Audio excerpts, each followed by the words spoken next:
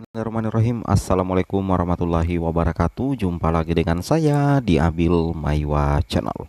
Jadi teman-teman, channel ini merupakan channel pendidikan tempat kita berbagi tentang aplikasi pendidikan Microsoft Office serta tips dan triks komputer.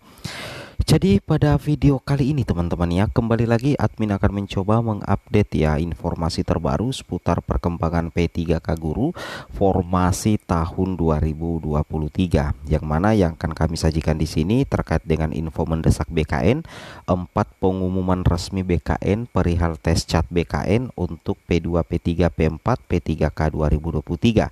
Seperti biasa, bagi rekan-rekan guru yang baru pertama kali mampir di channel ini, jangan lupa tekan tombol subscribe dan aktifkan lonceng notifikasinya agar setiap hari Bapak Ibu bisa mendapatkan update informasi terbaru seputar perkembangan P3K. 4 pengumuman resmi BKN perihal tes cat BKN untuk P2, P3, P4, P3K Guru 2023 akan kami sajikan secara teraktual hanya di channel ini. Langsung saja to the point.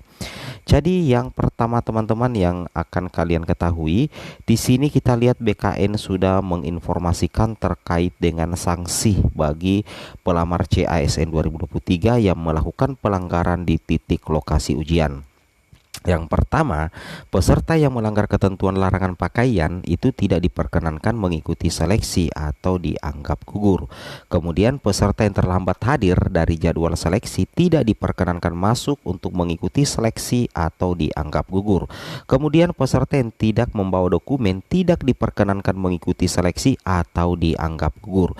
Ini terkait dengan sanksi aturan yang ada di titik lokasi ujian tes cat BKN, berlaku juga untuk P3K Guru. Nah, di sini yang harus kalian perhatikan teman-teman, pelamar P2, P3, P4, P3K Guru 2023 nakes dan tenaga teknis harus mempersiapkan beberapa data ini atau beberapa dokumen ini untuk dibawa. Ini ada wajib, ada tulisan wajib teman-teman, jadi wajib untuk dibawa. Yang pertama itu adalah membawa KTP asli atau surat keterangan pengganti KTP yang masih berlaku, atau kartu keluarga asli, kartu keluarga yang sudah memiliki barcode, kartu keluarga yang dilegalisir basah oleh pejabat yang berwenang berwenang. Kemudian yang kedua, membawa pensil kayu bukan pensil mekanik, ballpoint dan sebagainya. Kemudian di sini kita lihat apa ya teman-teman ya, ini dia membawa kartu ujian peserta yang telah diunduh di sscsnbkn.co.id dan dicetak untuk ditunjukkan ke panitia seleksi. Kemudian hadir di lokasi ujian sesuai dengan jadwal dan datang 60 menit sebelum sesi dimulai. Ini perlu teman-teman perhatikan ya, kalau bisa di screenshot ini teman-teman ya, karena ini penting ya.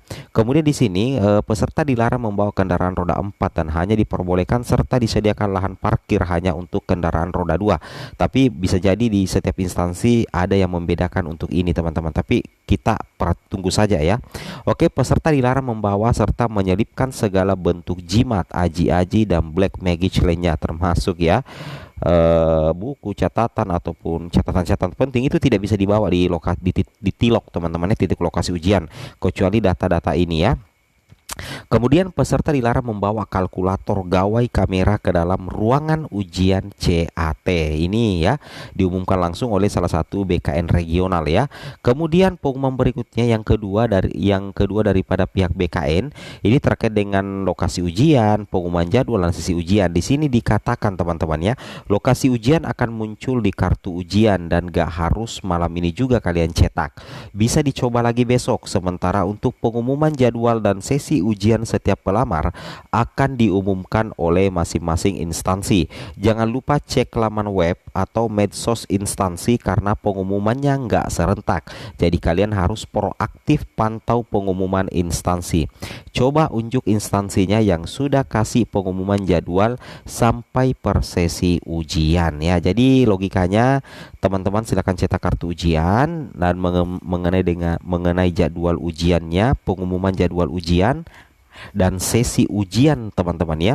Nantinya itu akan diumumkan oleh masing-masing instansi. Nah, apa yang harus dilakukan? Kalian harus rajin-rajin mengecek secara berkala akun SSCSN, itu yang pertama. Kemudian rajin mengecek Instagram ataupun Twitter daripada BKN.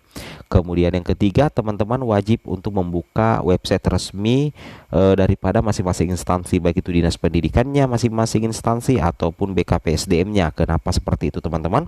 Karena ya itu tadi, bahwa sesuai dengan info dari BKN bahwa pengumumannya itu tidak serentak. Jadi bisa jadi instansi A mengumumkan tetapi instansi B belum. Itu yang harus kalian pahami ya. Selain daripada tadi yang pertama terkait dengan sanksi di titik lokasi ujian ya. Oke teman-teman, itu yang harus teman-teman pahami. Kemudian kalau kita menuju ke akun Twitternya ya daripada BKN teman-teman ya, di sini ada juga pengumuman penting dari pihak BKN yang harus kalian pahami ya. Ini dia 4 jam yang lalu. Ini pengumuman resmi karena sudah diposting di akun Twitter daripada pihak BKN terkait dengan penyesuaian jadwal dengan titik lokasi yang tersedia sudah rampung dari BKN dan telah diserahkan ke masing-masing instansi. Kalian bisa mulai memantau kembali pengumuman instansi di laman web atau media sosial. Salah satu contohnya jadwal kejaksaan yang sudah Mimin repost di Instagram Story. Wow, luar biasa ya, itu penting teman-teman ya. Nah, jadi di sini sebelum tahapan berikutnya dimulai, pelamar P3K harus tahu nih apa saja akan dihadapi saat seleksi kompetensi nanti. Apalagi prosesnya akan menggunakan CAT BKN. Ini pengumuman resmi dari BKN untuk P2, kemudian P3, P4, kemudian nakes dan teknis ya. Kira-kira ini sepertinya ada bocoran terkait dengan apa-apa saja yang harus kita ketahui saat seleksi kompetensi nanti teman-teman ya. Itu yang harus teman-teman pahami ya terkait dengan hal ini. Teknis dengan CAT merupakan nilai utama.